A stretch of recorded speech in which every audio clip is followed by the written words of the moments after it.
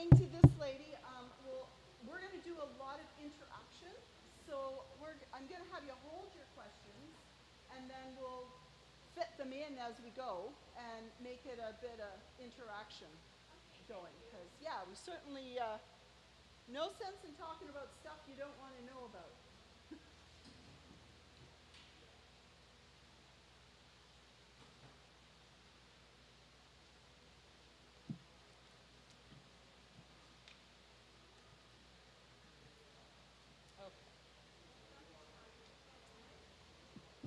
It is. It is. It was a little chilly this morning. I'm on my way down to Niagara to work on my sister's garden, and she texted me this morning to say, it's only 2 degrees. I don't want to do this. It's like, get your woolies on, girl, and your work boots. I'll be down there at noon. Yeah. My vegetable garden, I'm in Trenton, and it is toast. Yeah, the frost has just decimated all the foliage, and so I've got tomatoes sitting there green, so I thought I'll leave them for a little bit and see what I can get ripe, and then the rest will.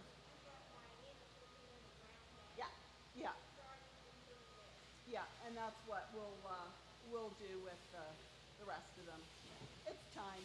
I don't have time yet. I haven't had time. I'm busier than we won't say. Okay, for annuals down too? I don't do a lot of annuals. I have 2.5 acres, and but I do have actually a cutting garden, and so some of the stuff my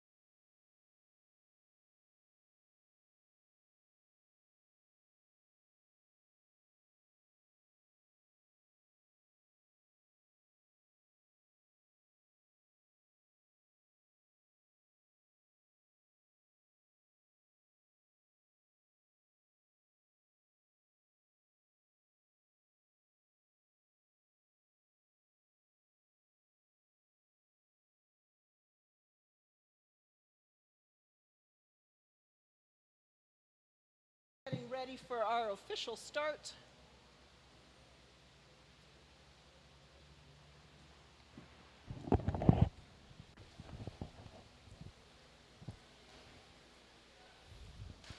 And so good morning and welcome to Conan Nurseries. It is a pleasure to have you guys here with us this morning.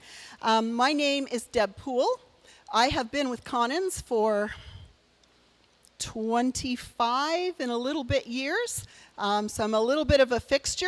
However, you wouldn't have seen me because I'm not from the Waterdown area. I am from the Trenton area. My husband and I operate the store in Trenton, and we have a lot of fun out there. So if you want to leave this craziness of the city and come east, we have the best beaches, we have the friendliest people, and it's a great place. And Conans is out there, so it makes it all wonderful.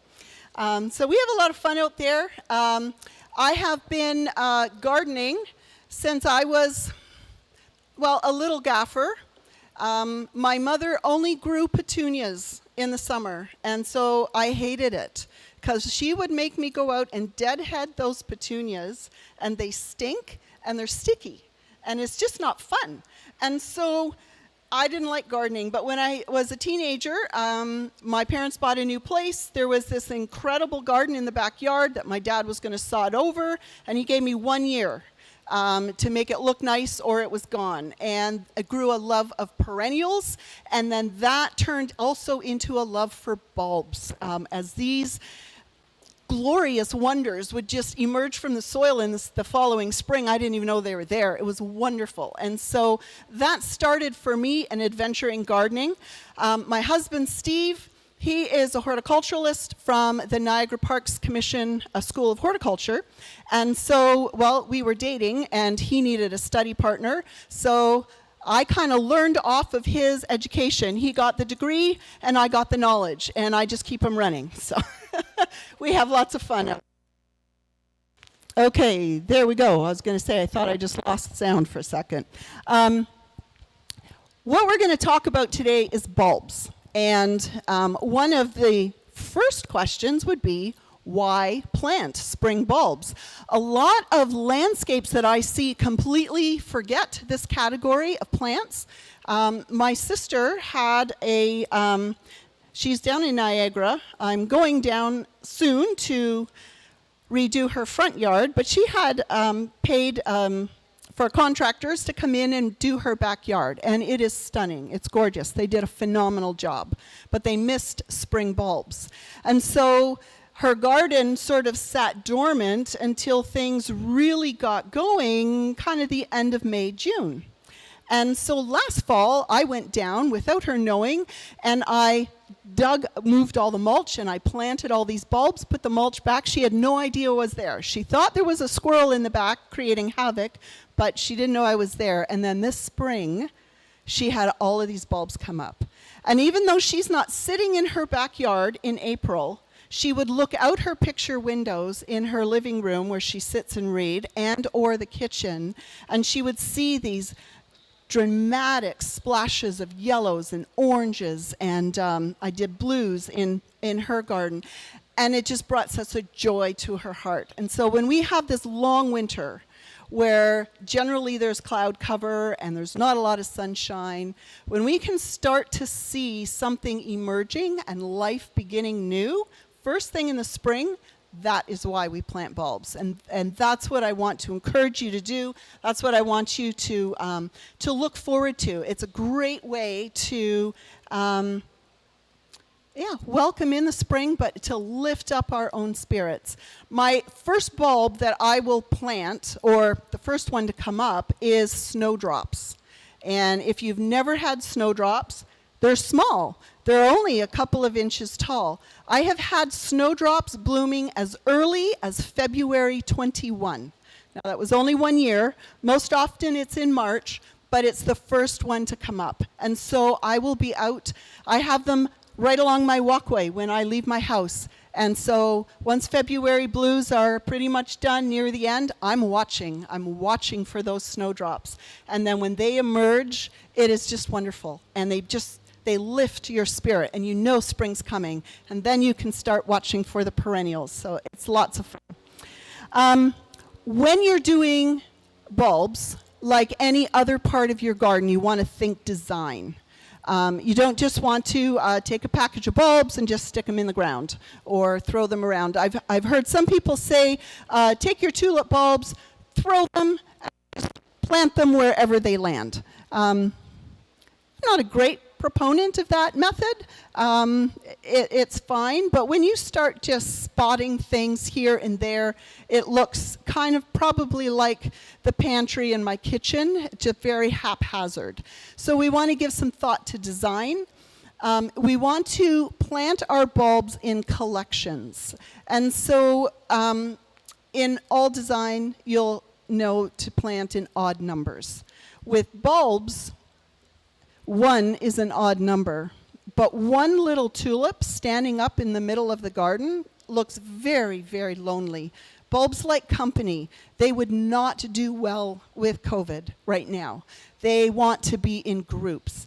And so you want to plant in 7s, 9s, 11s. You want to make a really nice big group and cluster, and then that's going to give not just a show, but it starts to give a bit of a statement when you're doing that. You want to think, when you're thinking design, color palette. And can't remember what I brought up here, but these two will work. When you see oranges, yellows, reds, you have these bright colors. They bring energy to your psyche. It's just part of color theory. I would never want to paint my bedroom a bright yellow because I would never be able to relax and sleep. Bright yellow is better for an active room, not a sleeping room. Also, with your colors, your cooler colors, so your pinks, although this has a bit of orange in it, but your pinks, your blues, your whites, they are calming colors. And so you want to give consideration to that when you're doing your design and you're placing colors and you're choosing. There's a vast array of tulip bulbs over there. And so do we want something bright? Well, coming out my front door first thing in the morning, yes, I want bright.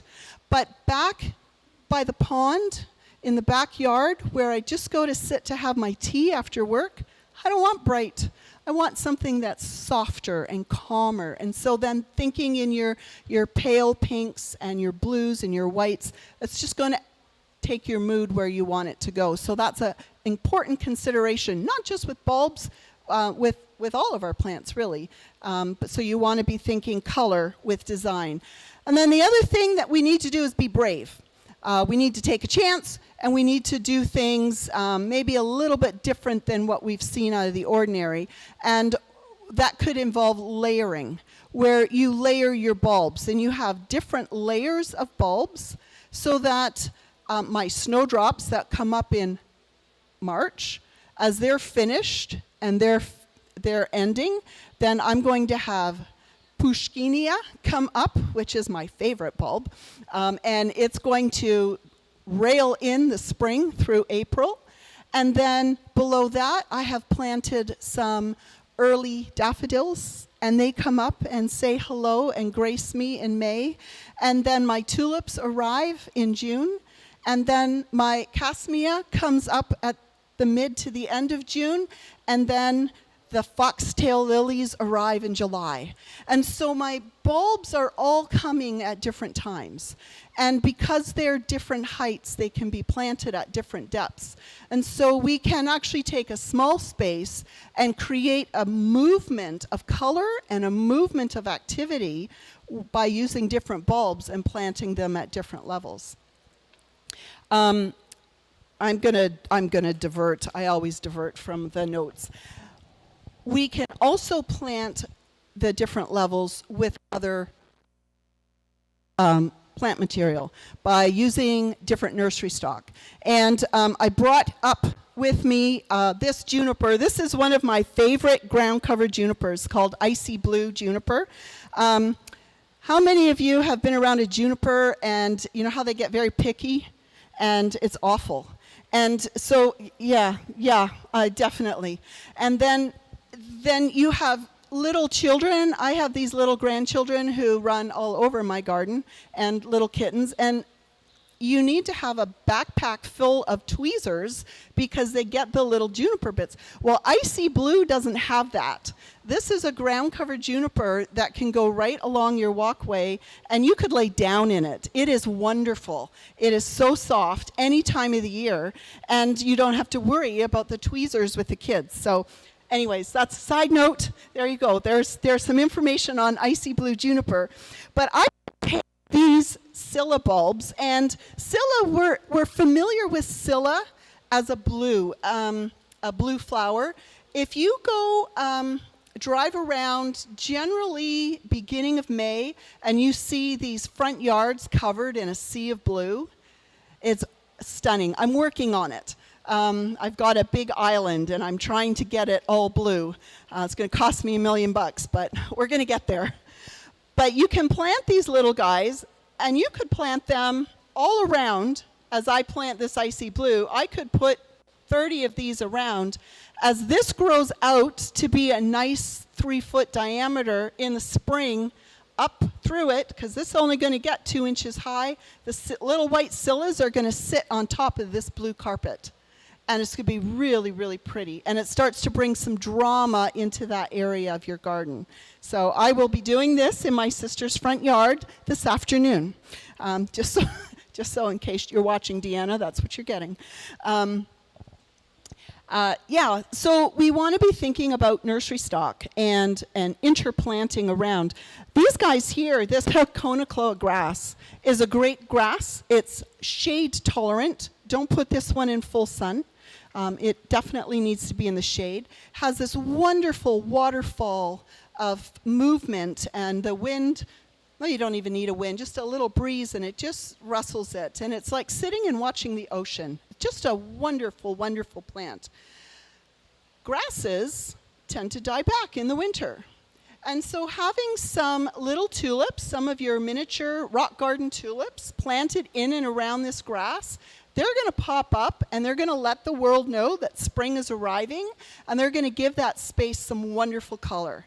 And then as they're ready to start dying back and that foliage is starting to yellow out, your grass is going to grow up over it and cover it, and you're not sitting there with, well, what do I do with these leaves after the flowers have bloomed? Because the grass has covered it all. So it's, again, just another way of doing it. I also brought up, and I have my fertilizer in the way, so we'll move that.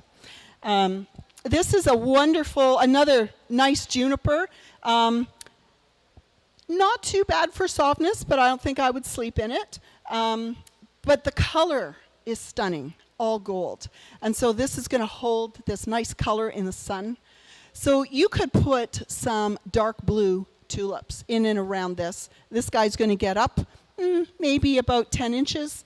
And then you've got a nice dark tulip that's going to come up 14 to 16 inches through it in the spring. And again, you're creating that drama. So you want to think contrast colors when you're starting to do that. That's where your design is going to fall in place on that. So whether you are layering bulbs, and we'll get into more detail on that when I talk about how deep a bulb should be planted, but whether you're layering your bulbs or whether you're interplanting them amongst your perennials and shrubs, both of those techniques are going to really begin to add some drama in your garden. And I mean, we don't want too much drama. We don't want to be back in high school and all of that stuff, but we do want to have creativity. We want to be able to come out and enjoy our garden and to have it lift our spirits. And so one final thing on that with design. I could come to your house and I could design your garden for you, and I'm going to love it because it's my design. Because I'm thinking about the things that I'm going to do in that space. So when you are looking at your garden, I want you to think about, what are you going to do in your space? What things do you want to get out of that garden? We talked about maybe coming out the front door and wanting energy, but wanting it quiet in the backyard. There was one point when I had a house full of little kids. Part of the backyard was all done in soft tones. That's where my bench was, under my tree. That was soft tones. Then we had a smaller yard. Then there's the kids area.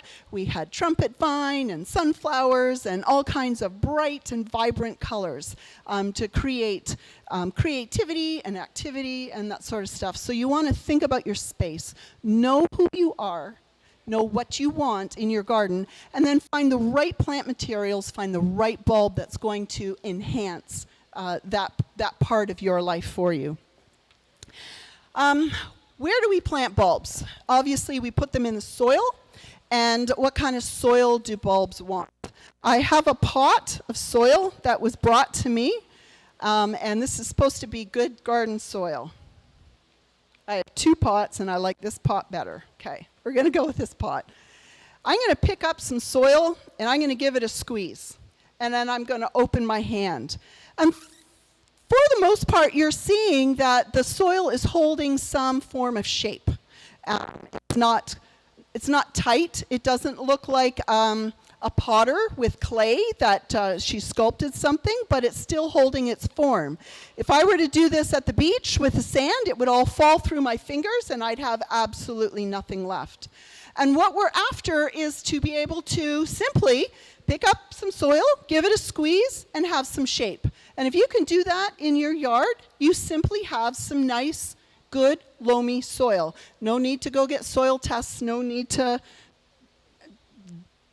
some people go to great extremes. But if you're going to give that a squeeze and then you open your hand and you're seeing every little print from your finger in that, you've got a lot of clay. Bulbs don't like clay. They don't like clay at all. Because what the clay is going to do is it's going to hold a lot of moisture. And then what ends up happening is that moisture is around them. They're going to sit in that moisture and they're going to start to get soft and they're going to rot. And that's something we don't want to have. Similar thing's going to happen with any of our nursery stock as well. All that water that's sitting there is going to start to rot the roots. So we want to loosen it up. When you're loosening up clay, sometimes we'll use peat moss, but with bulbs, we want to use sand. We want to create drainage. I have some areas, I've got 2.5 acres. Some spots are great, some are very sandy and rocky, and then I've got a few spots that I'm sure there's concrete in there. It's just horrible stuff, very, very clay. And so even though I break up and amend that soil, I'll actually put about 1/2 inch of sand in the bottom of my planting bucket before I put the bulb on, just to give that extra little bit of drainage. So drainage is very, very important for bulbs, especially when you get the bigger and fleshier bulbs. That's very, very important that you make sure there's some good drainage. Temperatures. Okay, temperatures.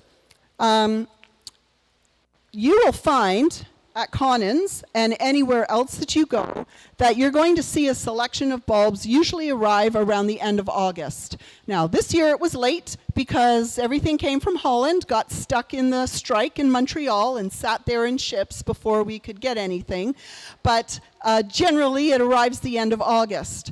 Our soil temperatures are nice and warm. We're still running around our backyard in our bare feet and enjoying it. And that's too warm to plant the bulbs. We really want the soil temperatures to drop down to 10 degrees, 50 degrees.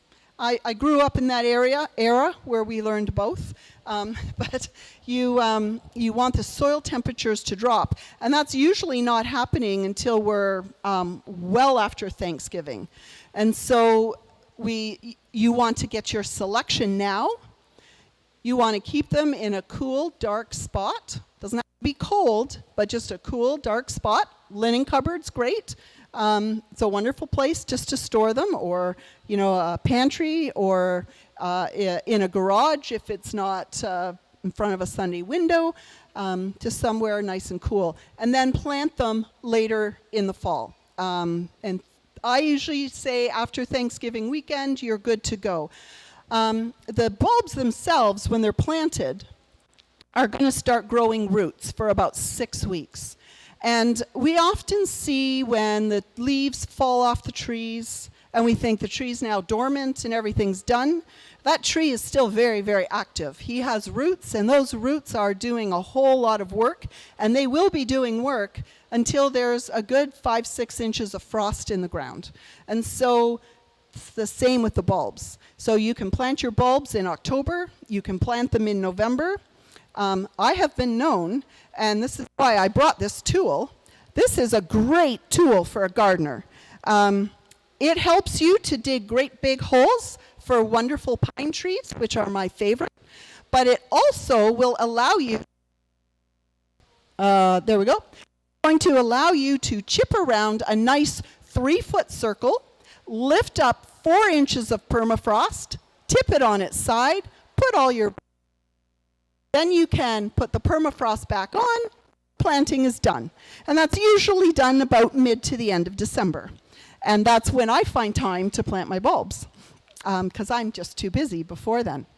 But it's not a problem to plant them. However, if you still have your bulbs in the house in January, that's getting a little late. And so then we'll want to look at forcing bulbs, and we will get to that a little bit later on.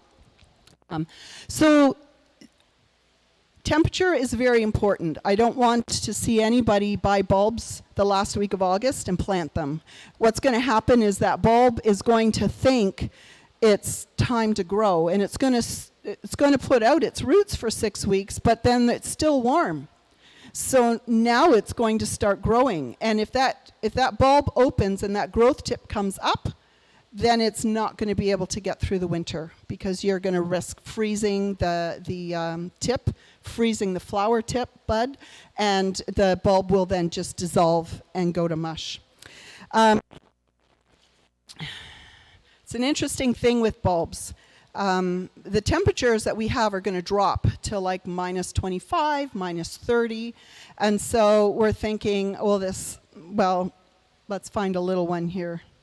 This little guy isn't that far deep in the soil, and so obviously he's getting cold. He must be at minus 25, minus 30, and so why can't I just leave this bulb sitting on the shelf in my garage at minus 25, 30? There's a chemical reaction that actually happens in the soil with plants, roots of plants, perennials, but also with bulbs. So once this bulb is in the soil and the temperatures start to drop and we get that permafrost, the ground actually doesn't freeze as cold as what the air is. It stays usually just above freezing, just has that frost going through it. But the other thing it does is once it starts to hit those temperatures, it triggers a chemical reaction inside the bulb. And all the starches that are in it turn to sugars. And these sugars, they kind of work with the water that's inside the bulb. The sugars are going to work much like salt does on our sidewalks with ice. So if this chemical reaction didn't happen, all of the water in this bulb is going to freeze, expand, and blow the bulb up, and the bulb will die. But because our creator decided that he'll make the bulb with starch, that starch, once it hits a certain temperature, turns into sugar, and it works like salt works on ice. And it keeps it very lucid inside, and the bulb never actually freezes. But you have to have it in the soil with that permafrost, that specific temperature. If I were to take the same bulb and put it in my freezer, it's going to go to the minus temperatures. It doesn't have that permafrost around it, and therefore the bulb will explode. So that's how come they can survive outside in the cold temperatures, and why they're not going to survive in our freezer. So we don't put them in the freezer. But we do need to watch when we're planting the soil temperatures. So you don't have to be out there with the thermometer. Just wait till Thanksgiving. Have a good meal, and then you have lots of energy and all kinds of people around, well, maybe not this year, but in other years, to get out in your garden and have a bulb planting party, which can be a lot of fun. How deep does a bulb go? You had a question earlier, and that question, she has daffodils and she has tulips. If you buy a package of bulbs and you look at the back, they're going to give you a generic depth of where to plant them. I didn't see any of the pre-marked bags there, but sometimes you can buy a bag. What am I looking for? I even have a trowel here that has measurements on it. And so there's some general rules of thumb. You know, your tulips go this deep, your daffodils go that deep. But honestly, guys, my daughter's a graphic designer, and she's going to be the one that's going to make this bag. She is not the one that's out in the garden knowing how the plant is going to grow. So when you're looking at labels, you kind of want to keep that in mind. They're generals. A bulb itself needs to be planted 2.5 times the depth of the bulb. And without running back over there, bulbs grow. And as they grow, they need to be replanted. Because if I were to find you, this is an ambassador allium bulb. Beautiful, beautiful allium. Great big round balls, stand up about this tall. But I also have or had ambassador allium bulbs that were this big this year. They're babies. They're smaller. So if I have one that's only this big, I'm going to put it about 4.5 inches down in the ground. But when it grows to be this, it's not deep enough. It needs to be lifted and gotten deeper.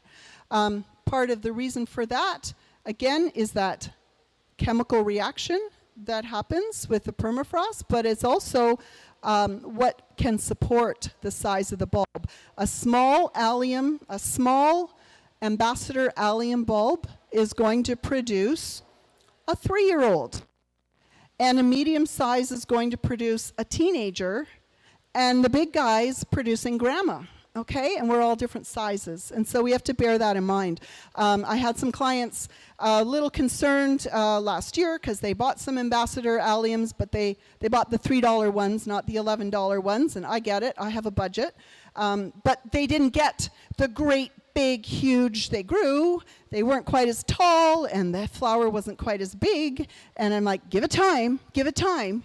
4 years from now, the neighbors are going to want to know where you got that flower. And so you want to give your bulbs time to grow and to develop.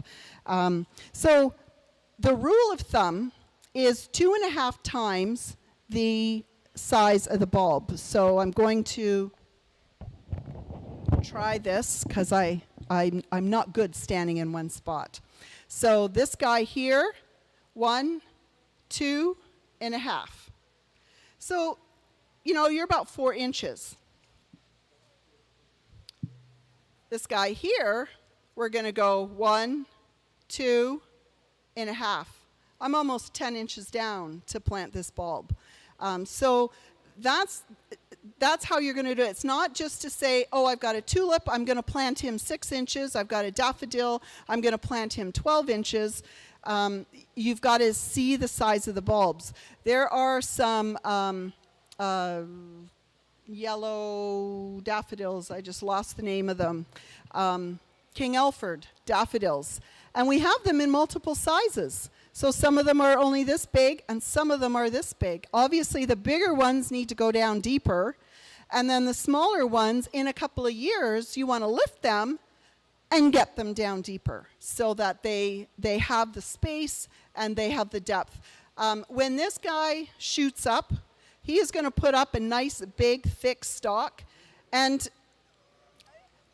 if I were to take a pencil and just try to stand it in the top of a little pot, it's going to fall over. I need to push it down into the pot of soil for a good 3 or 4 inches so that it gives it stability. So it's the same thing with this bulb. If he's not down deep, then he can give no stability to that large flower that he's got on top. So we definitely want to be very careful with that and mindful with that in terms of the depth of how we're planting. And in the springtime, when your flowers are done, you want to let the bulb die back into itself. All of the foliage needs to die back right into the bulb. That's what gives the energy to make next year's flower. So we don't want to be going around and cutting that all off to the ground. You can cut your flower off, just like deadheading. In my clusters of stuff, I will end up just braiding. I'll just braid a bunch of the leaves together and just leave them on the side so they're not just flopped, this yellow decaying matter in the middle of my garden. At least it's somewhat neat and a bit off to the side. And then I can begin to put any of my annuals, or my perennials are going to start growing up over top of that. I'm just going to, we've got a whole bunch of questions here. I'm not even sure I can get through. We'll have to do a question read. Where are we at? 11 o'clock. Okay. I will get to all of your questions online, or we'll do our best. And if I can't If I can't get them answered live, we will have a way of chatting. I can chat back in and definitely answer all of those. So we'll do that. Fertilizing your bulbs. I brought up with me a bottle of Root Booster. This has a rooting hormone in it. It's got lots of phosphorus in it, but more importantly, it's got the potassium in it. And that's what I like to see when you're planting bulbs, is something that's going to develop that root growth. That's what you're after. When you're planting in October, you want to get lots of root development, and then that's what will hold it. And then in the spring, it's got lots of energy to really burst forth. Another item that you can use for fertilizer, I brought in some Fertilo. It's hen manure. It stinks. It's really not what you want to use as a potpourri in your bedroom, but it is fabulous outside in the garden to help the plants, to get the nutrients and some of the micronutrients that they need. But the other thing is the squirrels don't like the smell of it either. They think it's really stinky. And so by using that in the soil where you're planting your bulbs, it can keep the squirrels at bay to a degree.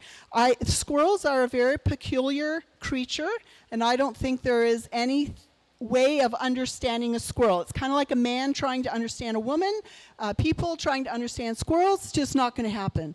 But we can learn a few things and try and divert them a little bit. So the Fertilo is definitely one way. I know a lot of people use blood meal.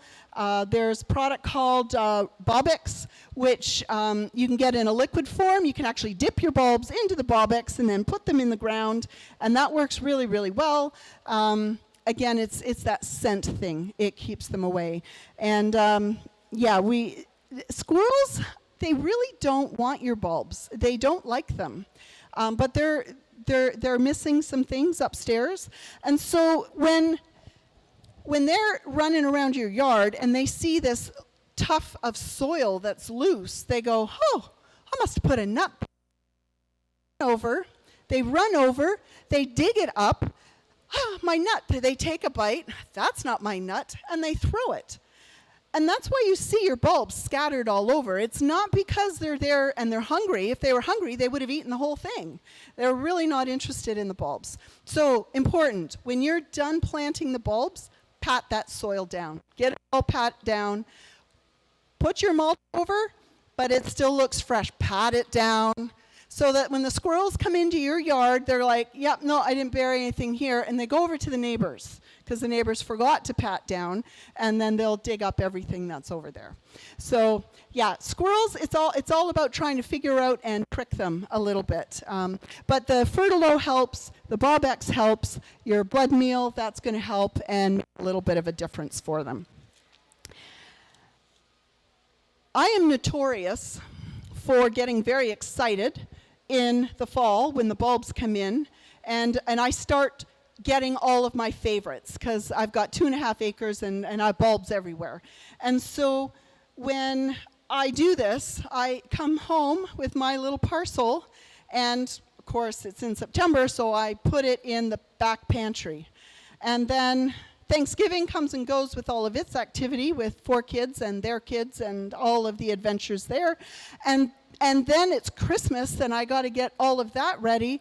And then it's January, and I'm just starting to rest and get things cleaned up, and I'm trying to put things away from Christmas, and I go into my pantry, and lo and behold, I had a bag full of bulbs that I did not get in the ground. Happens every year. My husband just shakes his head, but that's how it goes. And I have 2 choices. If I discover this in late December, I get my pickaxe out. I really do.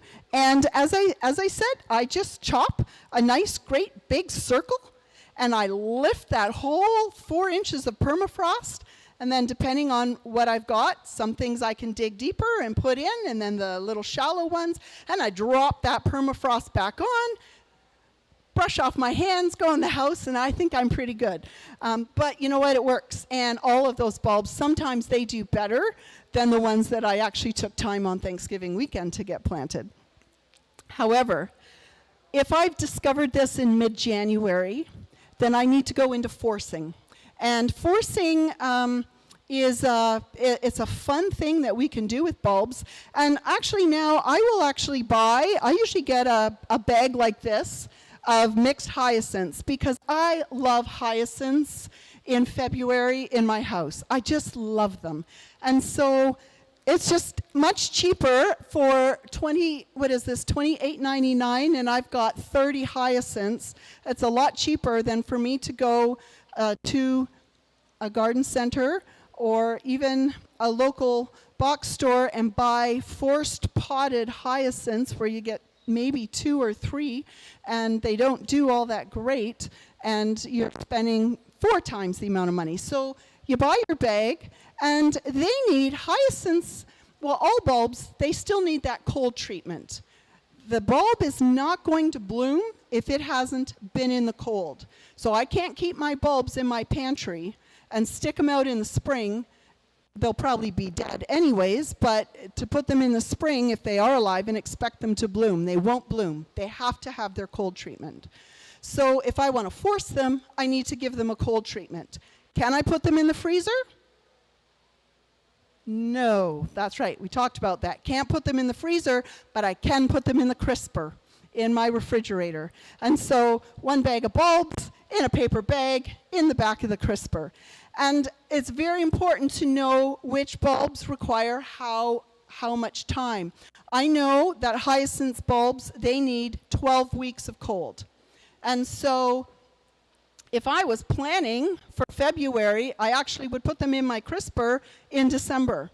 And put them in the crisper in December, and then in February, after they've had their 12 weeks of cold, I can start to bring them out and start to force them. If they haven't had enough cold, they're going to stay short. And I've seen it where I tried, because I didn't find the bulbs till quite late, so they only got a month in the fridge, and I brought them out, and they actually, but they bloomed in the bulb and just split that bulb, not get any height at all. So they need to have their cold treatment. Now, if I were to buy this bag of bulbs now and put it in my crisper today, and I didn't take it out of my crisper till March, it's been in there for a long, long time. That's going to cause that hyacinth bulb to probably grow up maybe 16 inches before it starts to bloom. So the longer they're in, if they're in for too long, the longer they're in the cold treatment, the higher of a stretch that you're going to get. That has nothing to do with light. It has all to do with how long they've been cold, or if they haven't been in the cold long enough. So if you're only doing it for 6 weeks, you might get it to come up 2 or 3 inches, but then it starts to bloom, and you're not getting the leaves. So the cold treatment, and I don't have any flyers here, but you can find it online. You can do daffodils and scilla and hyacinths and everything, alliums. You can force any kind of bulb. They all have a specific number of weeks, ranging from 8 weeks to 16 weeks, depending on the family of bulb, and you can force them. So it can be a lot of fun. Now, you'll see over there, there's also some hyacinth bulbs that are called prepared bulbs. And you'll see prepared bulbs, sometimes you buy a little glass, little forcer, and it's got a bulb on it. Prepared means they've had 4 weeks of treatment. So they've been in the cold for 4 weeks. But I know it needs 12. So I have to give it another 8 weeks in the fridge before I can start to force it. But the prepared ones are nice because we could be buying those now, we could get them in the fridge, and then we can give them as gifts at Christmas, and the people at Christmas can then take their gift and start forcing it right away. And you'll have had enough time for them to bloom appropriately. So that's kind of a fun thing, and a fun thing to do for Christmas, especially for those that you never know what to get them, just to get some bulbs forced, and then they can open it up and get going, and it's a wonderful, wonderful thing. One thing about bulbs in the crisper, It's no different than if you remember being in a pantry or a cold cellar, and you had your potatoes here, and you put a bushel of apples there, and you get the ethylene gas from the apples, and it really does a number on the potatoes, and all of these things that our grandmas knew that a lot of us are forgetting now. The same thing's going to happen in your fridge. If you put your bulbs in the fridge for forcing, and you put a bag of apples in the fridge to keep them cool and crisp, the ethylene gas from the apples will start to rot your bulbs. So you need to be mindful of that. If you keep apples in the fridge, maybe there's a wine cooler that you have that you can put your bulbs in, or a little bar fridge that you can tuck them in. But you do need to be mindful of what else is in the fridge in terms of fruits and vegetables. And apples are the highest with ethylene gas, so you need to be mindful of that. I'm just going to kind of look at the. Got about another 20 minutes. Does anyone have any questions here? And then I'm going to start going on to questions from online. Yeah.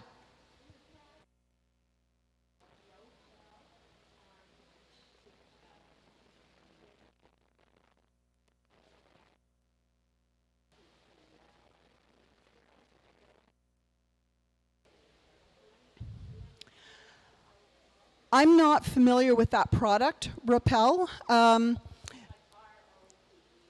Yeah. There's a number of products that have been around for generations that got lost during the pesticide ban.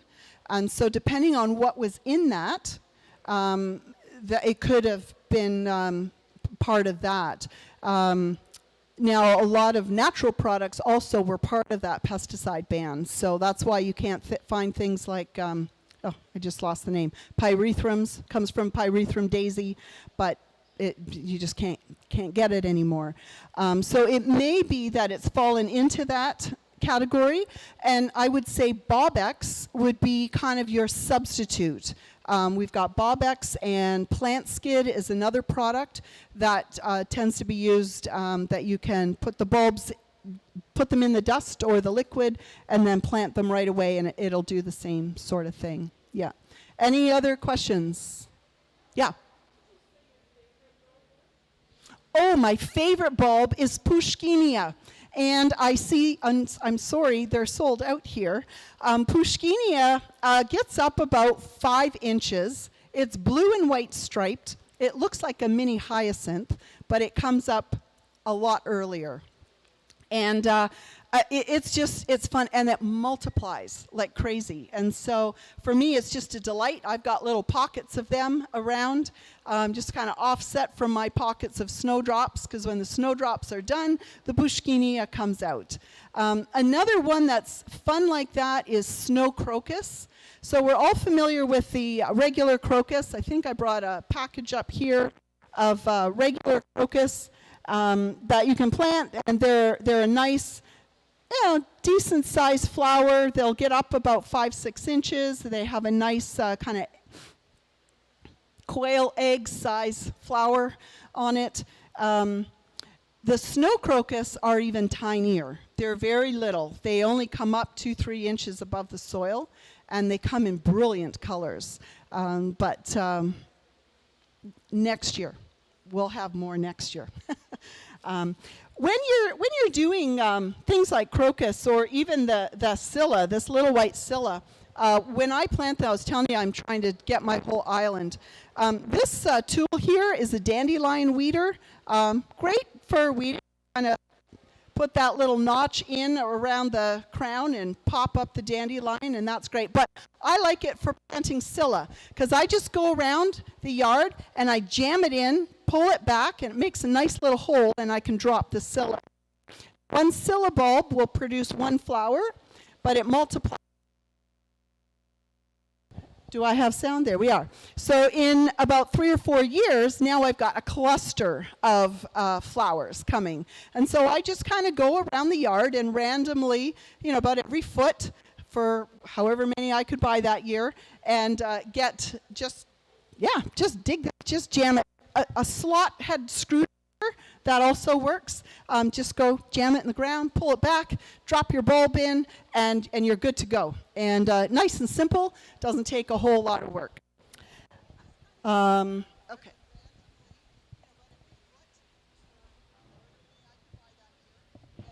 Just going to try to get this in front of me.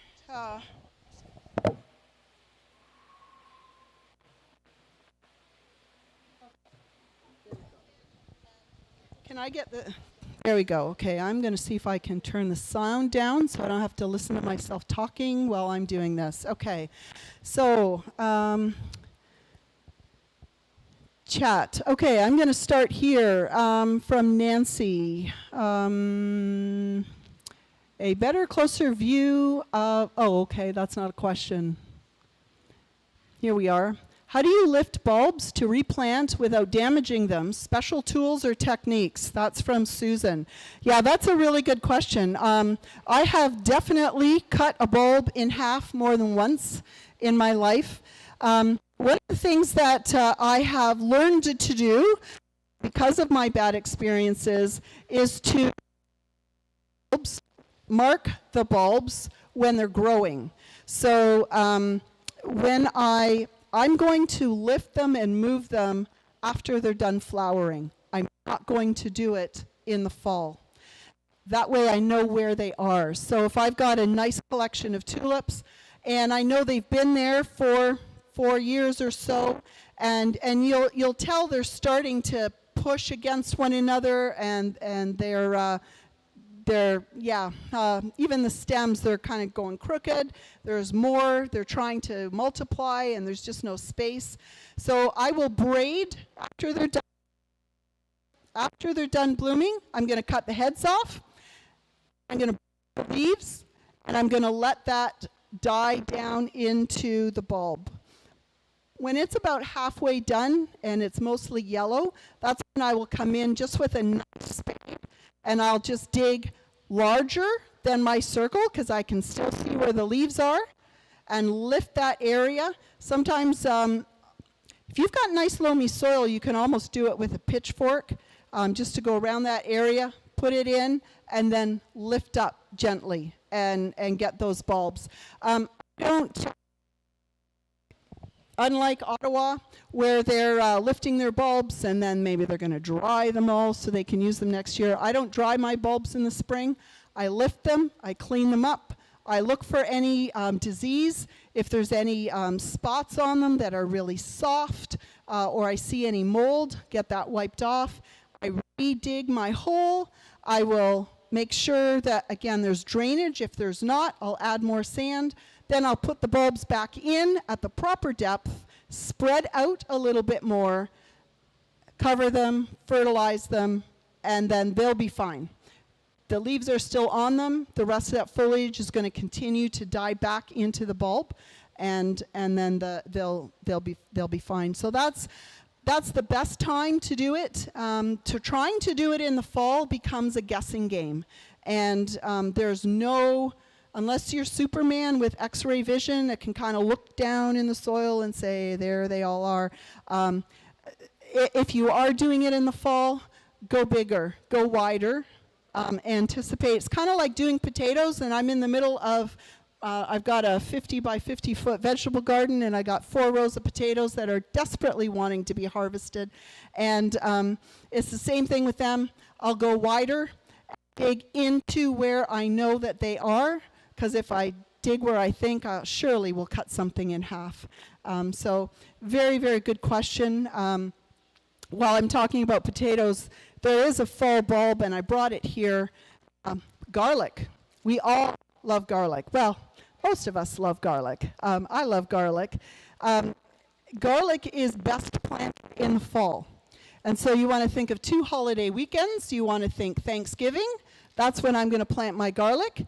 And Canada Day weekend is when I'm going to harvest my garlic. So you're basically running the holidays with garlic. Take your bulb and separate it up so that you've got all your little cloves. And I will generally dig a trench for the area Again, make sure that your soil is nice and loamy and that it has good drainage, and get them all in, covered up, and you'll have wonderful garlic next summer for roasted garlic on the barbecue. Yeah, it's great.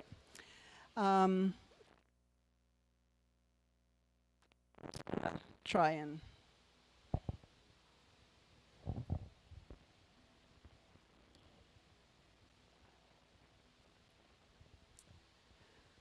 how do you plant over top of where you plant bulbs? It's basically the same idea that you want to be, if you know where the bulbs are, then it's not too bad. Obviously, I'm not going to where I might have some tulips. These tulip bulbs are about 1.5 inches big, so I'm going to have them planted close to 5.5, 6 inches down.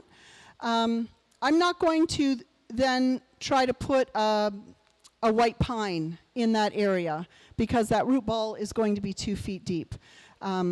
So you want to be thinking, if you're planting your bulbs first, then you want to be thinking of planting shallow-rooted perennials or annuals over top. So if my tulips and daffodils are down 6, 7 inches, I can put an annual plug in that's only 1.5 inches right on top of it, no problem at all. But if I wanted to start putting perennials, then you might be better to lift bulbs, put in your perennials, or as we talked earlier, some of the nice low-growing shrubs, and then replant your bulbs in and around the outside of the main crown perennial. And that'll allow you to intersperse without having to go, well, sometimes your root ball, you'll just be digging right out or completely suffocating your bulbs. I am looking for dahlia bulbs. Can they be planted in the fall? Absolutely not. Dahlia bulbs do not like the cold, so they can be purchased. We generally will purchase dahlia bulbs in early spring. I like to get them in March, get them started in the house so I have a decent plant to put outside. In June. A dahlia bulb, a dahlia plant, they don't like the frost. If you have dahlias growing right now, usually you can get through into October, although we've had some pretty heavy frosts. I leave my dahlias in the garden until the frost has made the leaves as black can be, and they just look terrible. And at that point, I will lift the dahlia, take it out of the ground, cut the stem off the tuber. I'll take a bushel basket or any other kind of container, not sealed plastic, but something that can breathe.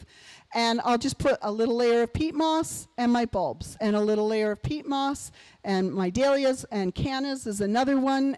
I also have callas, and forget the name of the pineapple, but anyways, and I just layer them in peat moss, and then I stick them under the laundry tub downstairs.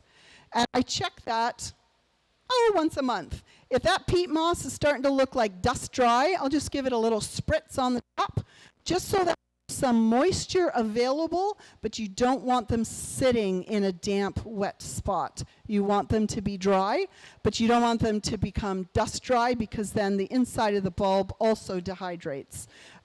So yeah, your dahlias, your cannas, your callas, gladiolas, those guys all need to get lifted at this time of year and cleaned up and put in storage so that you can start them again next spring. Where else are we here? I like to plant bulbs in pots. Is that a good idea in our winter environment? So container planting, that's a whole new can of worms. Can you see this container here? I could certainly put some bulbs in this pot. The problem is if I leave that pot sitting on this table outside in -25, it's going to freeze, and that's going to explode the bulb. So I could take this and do pot to pot, where I've got 15 pots and put them in a cold frame over the winter. I could take some pots, I could dig space out in my vegetable garden, and I could heel these pots in so that they're now down to soil level, put a layer of straw over the top of them, and then they will be fine for me to come and lift that pot so that I can put a pot in my container at my front door and do it that way. But just to put them in the pot and leave them sitting on a table, on a patio over the winter, that's not going to work because there's not enough soil to create that permafrost so that the bulb doesn't freeze, and it will freeze. The other, let's just say I decided I have a heuchera and I'm going to leave that in a pot over the winter. It's an interesting thing, our roots are active, and in the winter it gets, but it also gets dry and dehydrates. And even though we can't see it, the soil will begin to dehydrate. And when the soil dehydrates, it's going to dehydrate the root. And when the root dehydrates, the plant is going to die. So whether I take this heuchera, whether I take a nice dwarf Alberta spruce and I want to put it in a pot out of my front door, over the winter we have to make sure that that soil is continually moist. And that's a hard thing to do in January. It's dryness, but it's also the freezing for the bulbs. If you're doing them in containers, get them heeled in to the garden or somewhere, or get them into a cold frame where they're being protected. What other questions do we have?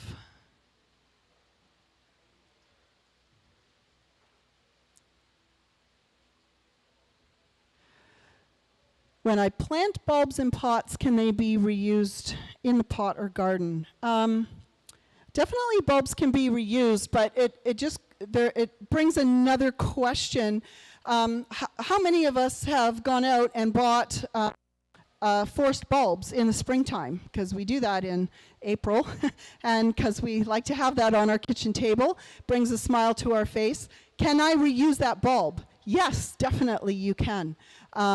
You don't just have to throw it to compost. The thing is when the bulbs are forced, so when we've done them ourselves in pots, or whether we've bought them and someone else has forced it, it weakens the bulb a little bit. It doesn't have the same energy, and it isn't able to gain the same energy that it would have if it was in the garden. So when we let the bulb grow, blooms, flowers on our kitchen table, now we cut off the dead flower, we let the foliage die back into the ground. Then we're going to, as soon as we can, get it outside into some soil so that the roots can grow, they can develop, gain more nutrient.